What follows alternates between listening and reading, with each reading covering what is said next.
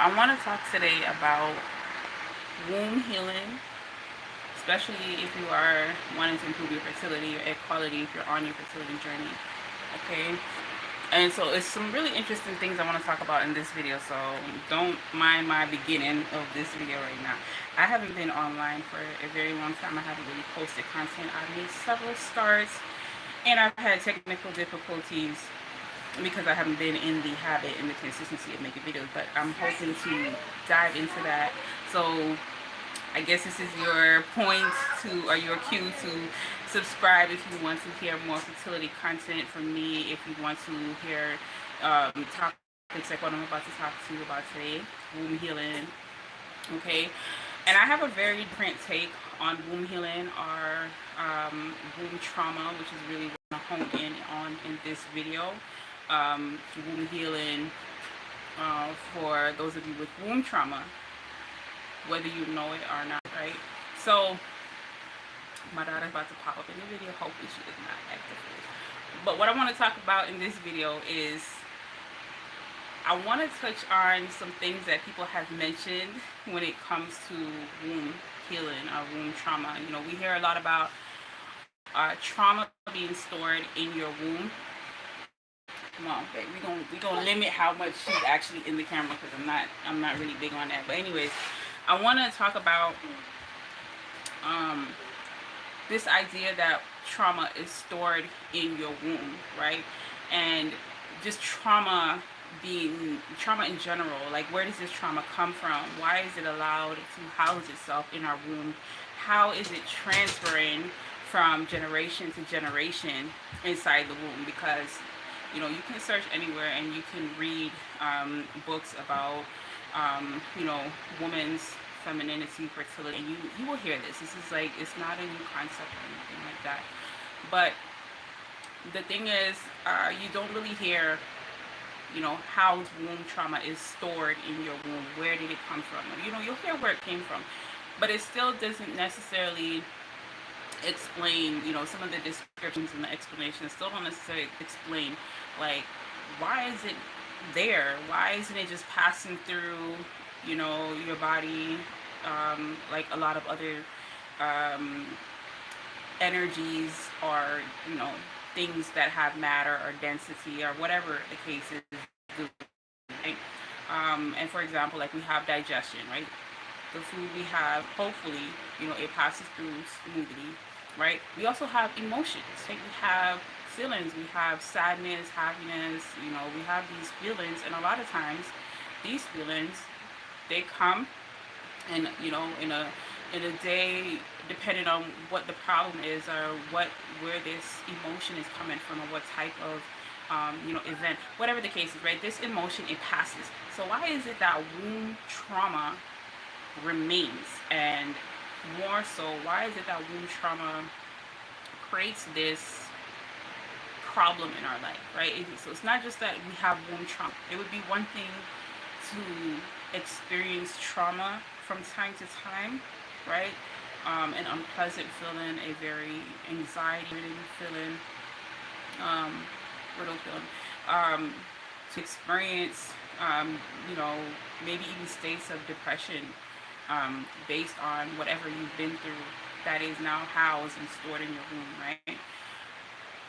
But why is it that this is not going away? Why is it that it becomes a permanent fixture, that has such a stronghold that if your grandmother had womb trauma, your mother can adopt that womb trauma, or it can be passed on to her, and then it can be passed on to you. I think that this is a bigger issue than we're being told, right? Womb trauma is not something that we can just dance away. I'm sorry to, you know, burst your bubble for those of you who maybe have been sort of given the idea that there is a one and done womb healing session. Like, really think about that. I really want you all to hear what I'm saying, because a lot of women, and I don't think it's done, you know, with nefarious intentions by those who are performing the womb healing sessions. Okay, can you give it to her now? Right? But I think that we really need to dive deeper, because a lot of the messaging that I see really implies that, you know, this session or this, and like I'm not really trying to hit on any particular one, but it's just the mode of womb healing. Give it to her now. It's the mode of womb healing and how it has been framed to us, to women, right, in a way that doesn't necessarily do us justice in the long run as a whole, as when we look at something that can be passed on generation to generation, right? Um, but when we think about that, we have to go back to how, again, is this womb trauma allowed to be stored in the womb? Why is it not passing through like other things, right? And so I have some ideas, right? You know, these are my insight, being that I'm a fertility coach and I look into or I focus on egg quality more so than like a lot of other avenues. Like, you know, I don't really necessarily focus on period pain and things like that, right? So I really honed in on improving egg quality as a means to improve fertility, right? And so with that, I'm dealing with the cell, right? So you're dealing with your cells, right? And the egg is the biggest cell in the body, right? So when we're talking about something like womb trauma, quote unquote womb trauma, that can stem from various different areas, right? So womb trauma, it can come from, you know, sexual intimacy with, you know, it can come from different partners that you had, and you know, these can be negative experiences. The lack of sexual intimacy can be physical pain that you may have experienced in your womb center. Womb trauma can come from, you know, family problems. Maybe there's like, maybe your mother or father had marital issues or just relationship issues or a lot of arguing. Maybe you had a lot of conflict with a previous partner yourself. You know, and it can come from also things like miscarriages. It can come from things like, again, even menstrual issues, different period pain and different menstrual cycles, or maybe you had really bad experiences. And it can kind of, things can kind of sort of, it can become like a revolving cycle. Like, you know, like the period can cause the womb trauma, and then the womb trauma now creates the fibroid, and then the fibroid creates more womb trauma, which can create other things. You know, other things can stem from that, such as endometriosis, infertility, and so it can become like a ongoing sort of cycle or pattern, right? And so when we think about, again, you know, the different ways that womb trauma can occur, okay, and how it can arise, right, or how it can be stored, we have to look at how is this possible, again, to go from generation to generation. So if we look at the fact that, you know, our cells, they hold information, okay? So when you take the egg cell, it holds DNA, it holds information, okay? Information that tells the cell what to do, what not to do. There's, you know, different things in the cell that is going to, you know, when stimulated, prompt the cell to carry out different activities, you know, wherever the cell is in your body. In the terms of the egg cell, we're talking about when it's stimulated by sperm to multiply, divide, create a baby, right? So we're talking about energy and information that is stored in there. And the thing is that when you have trauma, this trauma, it can shut off certain activities. It can hinder certain processes from going on. It could, you know, in the case of like an egg cell that maybe is fertilized, maybe meiosis is not going to take place. Maybe there's just too much damage, too much stored information in the cell that damages the cell in a way that it cannot carry out its function, right? And so that is one way that this trauma can be passed on. or and that, like, in that instance, there's just not going to be a baby in that case, right? But when we're talking about like information being passed on to maybe you, or from your grandmother to your mother, you know, perhaps the egg was allowed to carry on and function as it would. However, in the womb center, or in the cells that are produced in that area, maybe those cells are a little bit weaker, right? Those cells, now our womb, in order to produce a baby, takes a lot of energy. So it's possible that, maybe in order for you to be produced, there had to be like maybe just less energy um, being allocated to the development of the womb, or to the health of the womb. So your grandmother had womb trauma. Now when she got pregnant, there was maybe just some shut off, happening in the womb center. And again, these are my ideas, right?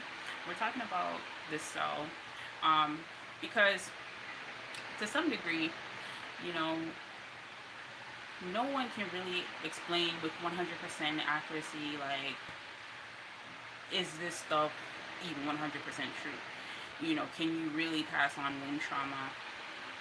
Is there such thing as womb trauma? Some people will argue that there is no such thing as womb trauma, and it's just you and whatever the case.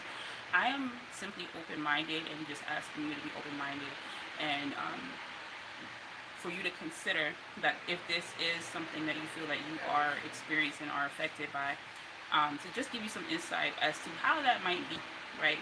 To give you some solutions and some guidance onto as to how you can overcome womb trauma, what you can do about it, right? And so that those are some ideas as to how womb trauma can be passed on cellularly, because again, like I said, I focus on the egg cell.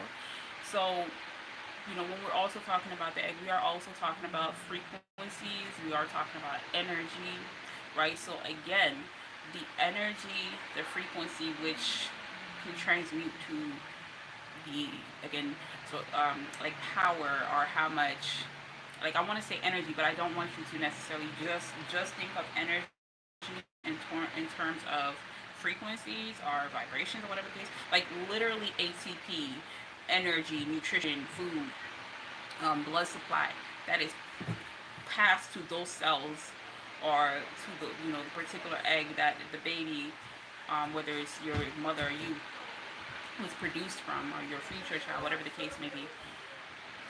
It's very possible that their frequencies could have been off, okay? Which, again, these lower frequencies, again, that are where a baby is produced, okay, can hinder or dampen healthy egg development, healthy fertility, right? And so those are just some ideas as to how womb trauma can be passed on from generation to generation. So I know that these are like possibly some wild ideas for you to consider. I'm really just asking you to be open-minded. Um, and again, if this is something that you are on your own journey, again, giving you some insight as to my take on how I feel that this can play out, because nobody really explains on a sort of microscopic level or cellular level how womb trauma is passed on. Usually I just hear it being, your grandmother went through this, and your mother was in her womb, and because you're in your mother's eggs while your mother was in your grandmother's womb, that this is how the womb trauma was possibly carried on to you. So that's just one way, right? And even with that explanation, it still goes back to the eggs. So I really want you to just focus on like the eggs being a cell that stores information. A cell requires a lot of energy to perform its function, because the egg cell is the biggest cell. When that cell goes on to perform its functions, again, if it's stimulated by sperm in order to activate, and it's supposed to do meiosis and become a baby, again, because possibly the frequency that your grandmother or your mother was in when they conceived you, or when you were in your mother's eggs while she was in your mother's womb, the energy could have been off. It could have been very low. There could have been grief, there could have been sorrow, there could have been anger, there could have been pain.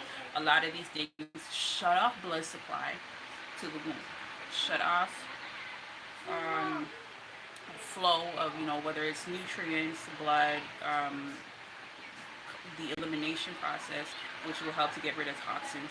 And so what can happen is there could be blockage and buildup, right? And this blockage and buildup can shut down proper functioning of the cell, right? So those are my ideas as far as that, as far as how womb trauma can be transferred to you. Okay, when you're on your fertility journey and you're wondering why you tried everything and anything and it's just not working, it could possibly be this thing called womb trauma. Now, back to there not being a one and done solution or a one off solution to womb trauma, as it may be marketed, um, or as you may see on social media, whatever, YouTube, whatever the case may be, however you're seeing this. I do really want to just focus. I want you to focus on that if we are talking about something such as womb trauma, something that has been with us for generations and generations and generations, not to be looking at this as something that you're going to get rid of in one chanting session, in one breathing session, one womb detox or massage or whatever the case may be. How I operate is an ongoing, succession of certain practices and certain things that you do. Okay, in order to achieve whatever desired goal it is that you have, because my take is that if you want something quickly, if you want something overnight, if you want something done like really, really fast, guess what? You might get some results. And you're more than likely going to get some results if you truly believe. Leave her alone. Leave her alone. If you truly believe that, you're going to get the results, and especially if you've done your research and, what you're trying is something that works and has worked for other women, right? You're probably going to get some quick results. But just as quick as some of those results come, they can also go as quickly. And I'm not saying this happens with everything, because sometimes you can get rid of, some chronic or long-standing issues. You can get rid of them relatively quickly and definitely notice results after just like one or two sessions, for example, of like yoni steaming or something like that. Yoni steaming does really work really quickly for some women, especially if what they have is not like very chronic or very far along. Okay, but what I suggest to all the women that I work with is really, you want to keep on doing it, whatever the thing is that you're doing. And I'm never too specific about like what the thing is all the time, because there's so many different ways to achieve the goal that you're trying to do. So where a fertility like yoni steam might work for one woman, for another woman maybe you'll opt for something like a fertility smoothie, like drinking smoothies daily to increase your nutrients and things like that. Whereas for other women, doing things like energy work or breath work or even like meal plan work, right? Now, the thing is, the reason I do that is because when we're talking about trauma stored in the womb, guess what? In order for something to be stored, it has to be built up. It has to be not cleansed out. There has to be some sort of blockage. There has to be some sort of hinder of flow, right? And so one way to undo some of that hindrance of flow, one way to undo some of that blockage, one way to, open these blockages or unblock these things is to consistently and gradually perform certain activities, and this is going to help to gradually sort of, unblock the blockages that is there, to to remove some of this stored trauma. Now, that's just a whole meditation for you. So I hope that you can like at least write down that it may take more than one womb healing session. It may take more than one session to heal your womb. And I'm not saying to say that as an affirmation. It's just something to keep in mind. Okay, especially if you are someone who usually wants a quick fix, because I find that a lot of women want quick fixes when it comes to fertility, and I think this is why many women are often um, so set back every time they get their period. They were really hoping and really putting all of their energy into it working this month, it happening this cycle, when really it could take it could take a couple cycles, it could take a couple sessions, or um, a couple more times of you doing whatever it is that you're doing in order to improve your fertility or your egg quality, heal your womb, whatever the case it may be, right? And so that, knowing that, you can go into your fertility journey, your womb healing journey, with more, with more, giving yourself more grace, right? Giving yourself more time to have this transformation, okay?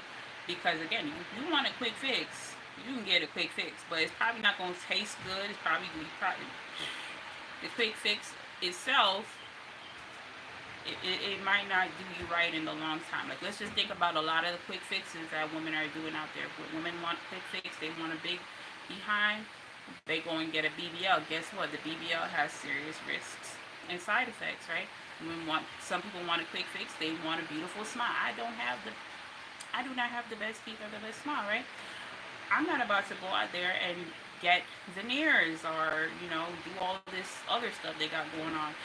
And I'm glad I didn't, because now you're hearing about all of the scandalous things happening with these veneer techs, or these basement, I don't know what they're calling them, basement braces or whatever the case, right?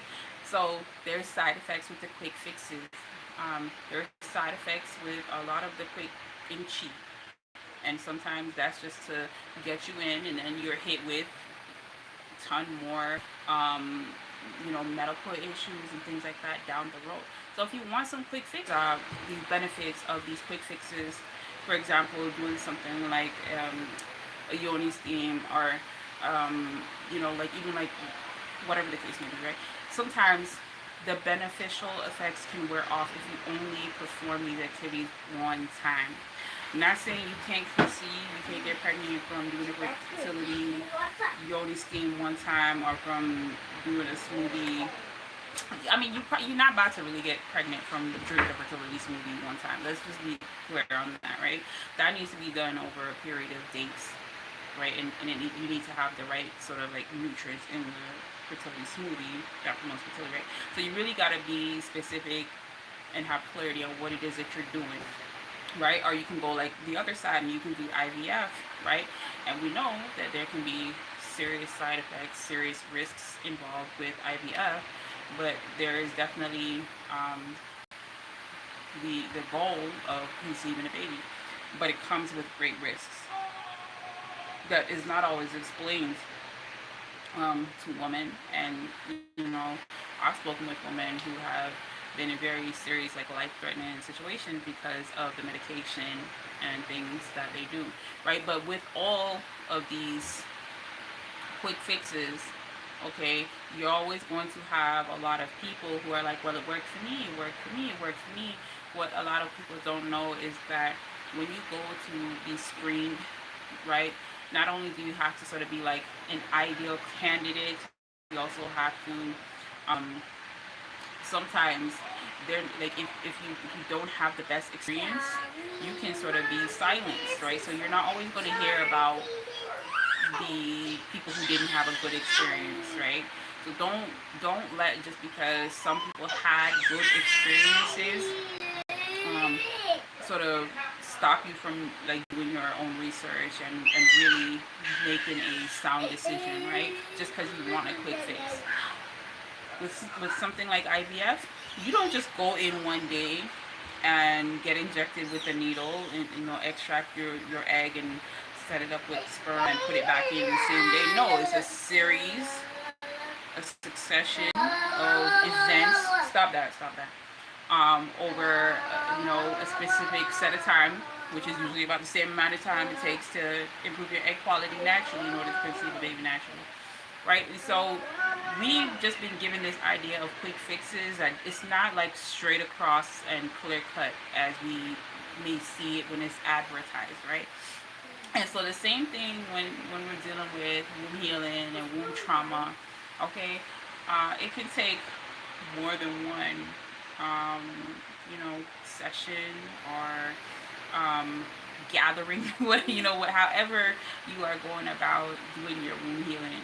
It can take more. It can take a little bit more than just sort of naive, um, blinded sort of optimism, right?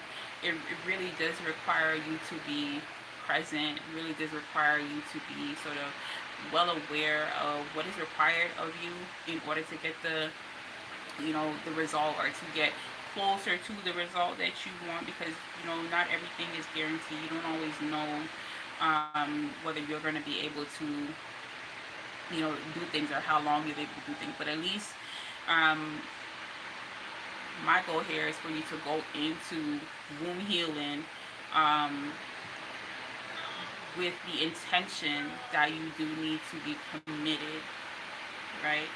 Because like I said, if your mindset is of the quick fix, that's a whole different mindset. If you are someone wanting a quick fix, there's no commitment there. There's no commitment, right? And so I just want to go a little deeper, into this womb trauma. So if you've gotten anything from this video so far, please give this video a thumbs up, and like the video, subscribe to my channel. Like I said, I am making an effort, a commitment to making more of these videos. They might not be perfect, because when I try to do all this perfect stuff, it just doesn't get done. And again, your womb healing journey doesn't have to be perfect either. But if you've gotten anything from this video so far, please, again, give it a thumbs up, like, save the video, share it with a friend. And if this is enough for you, that's okay. I'm going to go in a little deeper on this video, especially if you are melanated, if you are a black woman, or if you are someone who identifies, with my skin tone, or, my, just black woman. Okay, let's just put it that way. You could be brown. I love my Trinidadians. I love a lot of women. Okay. I'm not gonna say I love all. I've never really interacted, and I've had some very not so good interactions with some people. But what I'm about to share with you, it might not resonate with you if you're not melanated, if you haven't been through a model. So we'll say it like that, right? So I want to go further, just a little deeper, to this thing called womb healing, because although all women can experience womb trauma, I feel like black people's womb trauma are, again, those of us of African descent, those of us here in the diaspora, we have a unique set of womb trauma and things to experience, because, and this is not to sort of ostracize or alienate or anything like that for anybody else. It's just that because we have specifically had our culture stripped from us, our routines, our mores and foray, all of that stuff has been stripped from us. We have almost like an intrinsically harder time healing from our womb trauma, because our womb trauma it's not even just located in the womb anymore. Like the womb, we are the womb. The womb is us. It's bigger than just our local womb. We can take on the womb trauma of those around us. We can take on the womb trauma further than our grandmothers and things like that. And for those of us who are more connected spiritually, it could possibly go even deeper than that. And so I bring that up because to connect with what I spoke about, how your wound healing is something you can do, you should do consistently, or you get a better result. To connect that to again the specific wound trauma that Black women have, and if you don't consider yourself Black, then maybe this doesn't apply to you, right? But I am speaking to those of us who are okay with the word Black, and we don't have any hang-ups about that. Okay. Again, we've been stripped of our culture, our practices, our routines, and things like that. And I feel, and again, this is my opinion because I'm over here with all y'all. I'm not in Africa. I'm not in a tribe or in a small group or anything like that in the islands or anything like that. I do feel like because we are here in the diaspora and we have been through this thing called our Mafra, historically, we have. That I feel like the reason why we're experiencing all of this wound pain and wound trauma is because we are not performing rituals. We're not performing routines. We're not performing ritual, routine, feminine, self-care, feminine goddess work, womb work, all of these things. Our ancestors had to know how to take care of the womb. And I don't think, we just ate better so we never got womb problems. No. We were doing things intentionally, such as the yoni steaming. We were doing things intentionally, such as taking healing baths. Okay, we were doing things because, let's face it, we were still living out in nature. We were still living, very closely connected to nature. And as beautiful as nature is, and as much as people want to glorify nature and all its healing benefits, guess what? It has some stuff there too that can affect the womb, especially, if we were not always sort of protected from the elements in the best way, right? And so from that, you might have things that arise such as like maybe genital warts or different bacteria and viruses. Even way back, there could have been things that threw off our pH. Okay, caused yeast infections. We was messing with yeast. We was making leavened bread and stuff like that. I'm sure women were getting yeast infections from eating too much bread and stuff like that, right? And so there had to be practices in place to not only prevent that, so maybe some women didn't even ever have to experience that in certain cultures or tribes because they had a limitation on how much leavened bread they ate, how much bread with yeast that they ate, right? On top of that, there could have also been, again, certain rituals where women regularly take certain baths, right? I know for my family in Jamaica, they had, my mom, she had to consume certain bitters every weekend, and I probably talked about this in like my other videos, but they consume Cersei and possibly other bitters like every Saturday. Okay, this was like something that was done regularly in routine. And if you think about it, if you're living in Jamaica and this is like, before the medical, community or whatever is what it is today, even in Jamaica, like even, less and worse and maybe further apart and less accessible than it is today, you had to take your fertility, or you had to take your health into your own hands, right? And so one way to do that would have been to consume bitters, Cersei, which today, a lot of these things that our parents and grandparents did in order to survive, they are now coming back up as things that we need to do in order to avoid being drugged through the medical system and have negative outcomes, right? And so we're turning back to the herbs. Like you could just go on TikTok and you'll see they're advertising all these books that have all of these ancient healing practices, right?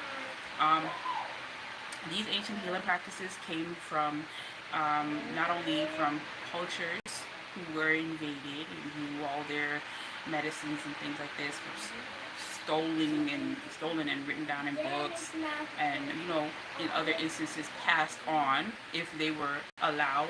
Some of us were we were at least told we weren't allowed to read, write, speak, so we weren't able to do all of that, right? And even if that is all a big lie, because I've heard this, that slavery never existed and all that stuff like that. Even if this was all a big lie, here we are today with the same freaking problems and even worse problems than all of these other cultures that have their culture intact, right? So you can't ignore the fact that we were still affected by some sort of mob or one way or the other, right? And so I just bring that up to say that I do think that we really do need to bring back into play, into action, more of a consistent, regular um, act of womb care, okay? Otherwise, you're gonna have womb trauma. You're gonna have womb trauma that builds up. Like you could heal your womb trauma today. You could do 12 sessions, womb trauma healing sessions. You could do all the womb trauma healing sessions today. Heal your womb, conceive your baby, okay? But if you continue to do the things that caused the womb trauma in the first place, you know, if you don't have ways to rid the womb regularly of these stored up blockages, energies, and however they manifest, again, it can continue to persist while perhaps trying to live the American dream, or while trying to just please friends, or um, chase the next shiny thing, right? So I'm really just sort of proposing, just really instilling, maybe even in your own family, your own, among your mother and your sisters, just a regular routine sort of womb healing practice, even amongst yourself. So I really hope this video helps to give you some insight, at least into how I see that womb trauma is not only acquired. I briefly touched on how womb trauma is acquired, but more so how womb trauma is passed on, and how we can stop um, accumulating womb trauma or it returning. So I am Natasha Winter. I am a fertility coach. You can go to my website at natashiawinter.com, and the link in the description. You can also download my free egg quality download, how to improve your egg quality naturally for women over 35. I have 5 tips there for you how you can improve your egg quality, and some of these methods can even help to rid yourself of womb trauma if you practice them regularly, right? So that is my video there.